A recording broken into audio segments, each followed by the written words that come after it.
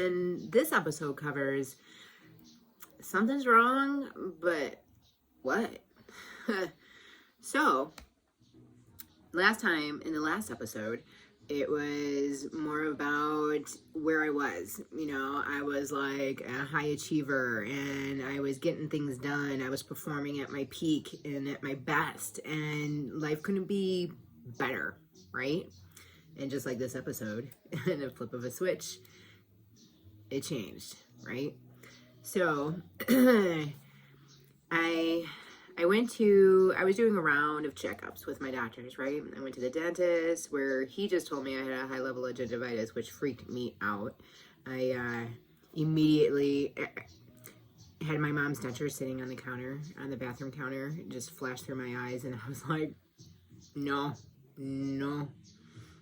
And then, like, that can't happen to me. I'm too young. I'm 29 years old for all my teeth to fall out. Are you crazy?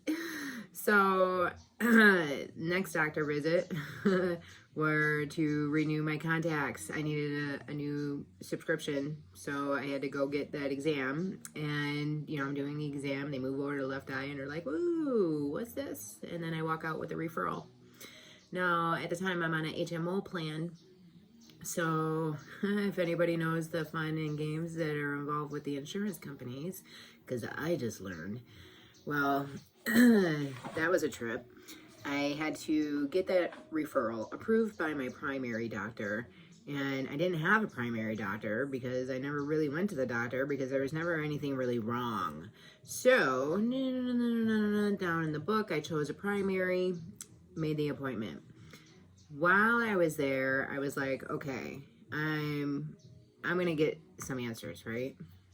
I always had these headaches, just headaches. And well, my mom had passed of a brain aneurysm, so it can be hereditary, and I'm a splitting image of my mom. At least that's what everybody says. And so I wanted to find out if it's related, right? While I was there, I also wanted to find out my levels, like I wanted to check my blood pressure and my cholesterol, because I had just lost that 100 pounds and I wasn't doing anything in particular, like with a diet or anything like that, to maintain. So I really had no idea. I just kind of wanted to know where those sat at. And then while I was there, I needed to get that referral approved to go see that eye doctor. She sent me for a series of tests. I did the blood work. I did an MRI. I did, I think that was it. I think it was just those two. Great news. All my levels are phenomenal, right? Phenomenal. I'm like, yes. But then she's getting to the results of the MRI. There's no brain aneurysm. So again, yes, that's awesome. However, there were lesions on my brain, and that was a big concern for her because of the number of lesions that were on my brain. And I'm sitting there like, what the hell are lesions? I didn't know anything about lesions or nervous systems or any of that kind of stuff. So completely new. Now I'm being handed a new referral to a neurologist, as well as a different eye doctor that she wanted me to go see. So, okay, this it's good news, but yeah, at the same time, it's like, what the shit? So,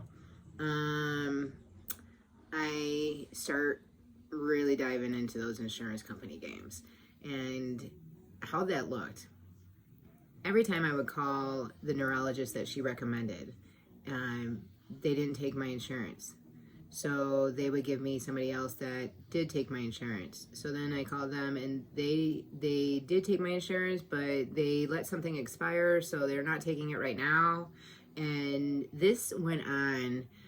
I mean, I even called the insurance company to get their approval, like their list of approvals and just all kinds of stuff. And this went on for like 3 to 4 months, to the point where I was just like, you know what? F this. I don't know what to say because I can't get into a neurologist to find out what the heck is going on. So that's the point that I had gotten to. And then at that time, almost simultaneously, I had that eye doctor appointment.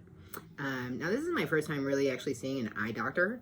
I don't even know what they're officially called. I just call them an eye doctor. But I've always gone into like a lens crafters or, you know, one of those fast little places, just to get my, you know, renew me and send me on my way, right? So it was a completely different experience for me. I went in and he's examining and he's talking about all this air in my eye, both of them. And I'm just like, I don't know what that means. He kept talking about the air in my eyes and the pressure and just going on and on and on. And he's just talking another language. I do remember him handing me these. No, actually, that was with the neurologist. Okay, I'm skipping ahead. Sorry.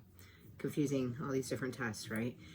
The big test that he had me do, which I actually did for a different doctor when I was renewing, was it was this ginormous machine, and you had to put a patch on your eye, and then you look into it, and then you have to click when you see a dot, like a dot appear. And it was at that time that doctor thought I was having a brain aneurysm, and that kind of really freaked me out. Hence why I wanted to have this stuff checked out at this doctor. So I see, my eyes are jacked up, right? So after multiple testings, it was determined I wasn't. It determined it was old stuff, right? Old stuff, old nerve damage that had happened from a car accident, a fall off a bridge. I don't know. I mean, I've been through a lot, so you pick. Maybe it was a buildup over time. I have no idea. All I noticed for me was I couldn't catch things out of the air anymore. That was the only thing that seemed to shift over the years for me. Like, you know, somebody tosses you keys. I can't tell you where they are in the midst of the stream. I can just see that they're there. So now I just duck and cover because I can't tell if it's going to hit my face or what. So I practice though. I practice with a little tennis ball. You know, nothing crazy, but I just practice. So, fast forward back to this eye doctor. I'm doing the same test, right? And I think I got my test results from the previous one because he wanted to see the growth and the difference between the two tests. But then I also still had to come back and do it again a couple of months later. But he was pretty adamant after all this testing that they ran me through that it was glaucoma. You know, he's sitting up in there in my eye with that thing, and he's like, you know, I want to treat you for glaucoma, but it really seems to be something neurological, and like the cause. And I go, well, it's funny you mentioned that. You know, I've been trying to get into a neurologist because, you know, I had an MRI done, and there was all these lesions on my brain, and well, my primary doctor really wants me to go to a neurologist, but I can't get into one. He picks up that phone and got me into a neurologist the next day. I was like, I go, can you make all my phone calls? Because it's taken me months just to keep getting shot down, right? Like, it blew my mind. So, it continued, right? So that next day, I'm talking with, I don't remember if it was the actual neurologist. I'm pretty sure it was the neurologist or nurse practitioner, whoever it was. And, you know, you're filling out all the forms. You're filling out all that kind of stuff. And you're getting started, right, to figure out what's going on. So I met with her. I remember doing this book thing. It was probably like the size of this book, right? And it had like a shape, or no, I had a number with dots of colors, made out of dots of colors, and then surrounding it were dots of other color, like another color. And everything's going great, everything's fine, you know, until that last page, and the green and the red came together, and I couldn't read the number, and then I was just like, oh shit, that doesn't tell me I have MS, but me not getting a number tells me something's not right? I always felt like it made me feel like a failure. I don't like not passing tests. I'm an overachiever, right? So anyway, Moving on, she sent me for, what did I do? I did lots of blood work. Lots and lots of blood work. Throughout the next, like, months. Total, it was just lots and lots. She wanted to start tracking it. I did more MRIs, multiple MRIs, plus getting the records from the other MRIs. Gosh, I'm trying to remember. MRIs, blood work, spinal taps, CAT scans, EEGs, just you name it, they had me under, I'll never forget that EEG either. Like, the lady kept yelling at me, and she could, because we had to keep restarting the test, and she's like, you gotta focus on the dot. And I'm like, do you realize that's why I'm here? I can't see the dot. So I mean, the frustrations, the pain, like spinal taps aren't fun, not by any means, and I'm not one that's afraid of needles either. It's quite uncomfortable, and then you get to lay there with it stuck in you for so long. Blood work, yeah, go for this, May. It's a good one.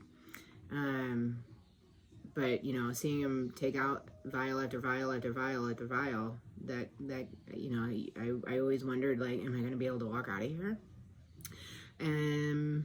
What else was there? I did get a false positive for Lyme's disease. Well, the first test came back, because I remember getting that call, and it was like, oh, you have Lyme's disease. And I'm like, I'm WebMD, and I'm looking it up, and I'm like, oh my gosh, I can reverse Lyme's disease, if it's caught early enough. But I was wondering, like, when was the last time I was that far north, like to get a tick and whatever. I did it as a child, but I hadn't been out there in a long time. So I don't know. The curiosity, the possibility was there, the hope was there. But then they sent that test off to California for the official, answer, and it came back, no, you don't have it. So I was just like, shit, like, dang, I had hope, and then the hope was gone, because now I'm back to that wheelchair in my mind. So that nurse practitioner kept calling and calling and calling and telling me that all these test results kept coming back negative. Everything was fine. Everything was fine. And there was no cause for concern or any of that kind of stuff, right? So I remember the day arrived where I'm supposed to go get the results of whether I have MS or not. And I remember telling my husband at the time, I was like, you don't need to go. They're going to tell me I'm a scientific mystery. All these tests keep coming back fine. And it's just like, what the And so he went to work like normal that day, and I went to that appointment. And, well, I was wrong. I remember sitting there, and she starts talking about, like, therapy. And I was like, I was just, hold on. Therapy? I don't need to lay on anybody's couch. I'm the high performer. I'm doing great. My life is awesome, right? I don't know what all this is about, but I don't need to lay on anybody's couch. And she's like, no. And then she pulls out these two, like, one binder was like this big, no joke. And she pulls out two of them. And she's like, this is therapy that you get to choose between for the rest of your life. And I was like, so you're saying I have MS? And she's like, yes. And at that, oh, wow. Give me a second. At that moment, the world shut out. And I just remember seeing me be pushed in a wheelchair across the sandy beach. Because that was the dream, like, we were going to end up retiring and, you know, right on the water. I love water. And that was it. That was the dream. And she just ripped it from me.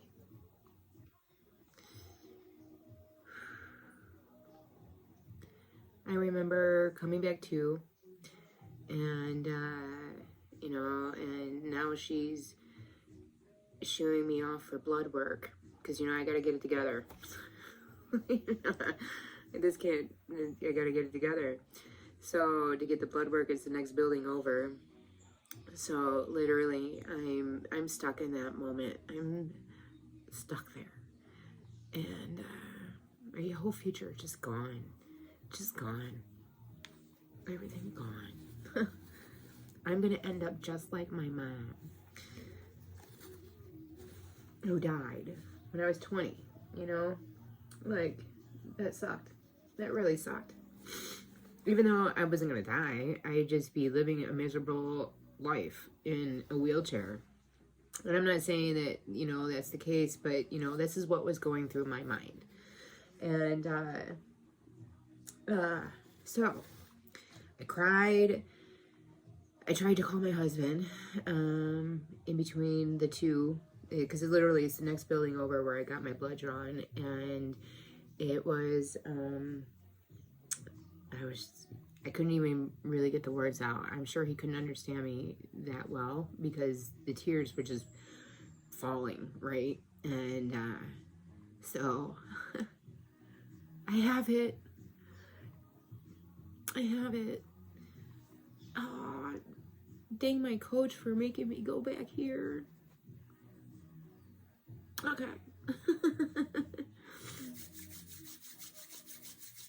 So, 30 vials of blood drawn. 27 to be exact, but, you know, I like round numbers. And now I have a half-hour drive home. Because, you know, I wiped those tears away because I got to go in and see people. And if I cry, it's a sign of weakness, right? That's what I was always taught in my family. So, you know, clean up. And then now I'm going home, and now I'm bawling the whole way home. Pull into my driveway. And there's my family playing in the yard, and I had to hurry up and clean up again because, you know, I didn't want my son to see me like that.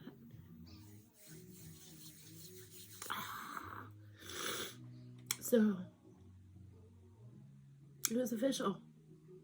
I had MS. Now, during this time, all that testing, right? My dad was the only one around. My mom had passed, you know, 10 years prior. And I remember telling him how I was being tested for this. And I knew he didn't know what the heck it was, you know? I mean, you just know. You can talk to them and you know, right? But I'll never forget that day that he found out what it was. And then he called me so concerned. I was like, Dad, it's gonna be fine. All these tests keep coming back fine. And, well, that night he passed away. And I thought of it as a blessing. Because if I had to tell him that this was what was happening, I think I would have killed him anyway. So, yeah. It was a pretty shitty day. Not gonna lie. Sorry, you guys. This is, yeah. Oh. All right. On that note,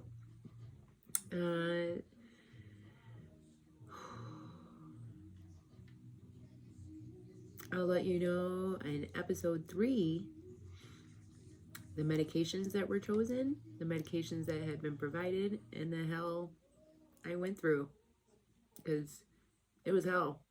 And yeah, so stay tuned for episode 3. And until next time.